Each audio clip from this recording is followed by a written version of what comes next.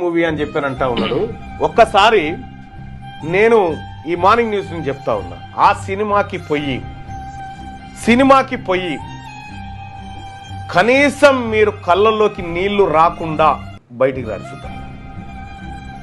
ఆ మూవీకి వెళ్ళి మీ కళ్ళు చెమ్మగిల్లకపోతే ఒక మాతృదేవోభవ, ఒక జై భీము, ఒక రక్త చరిత్ర, ఇట్లా ఒక 10 అద్భుతమైన సినిమాలు కలిపితే ఆ 23 మూవీ.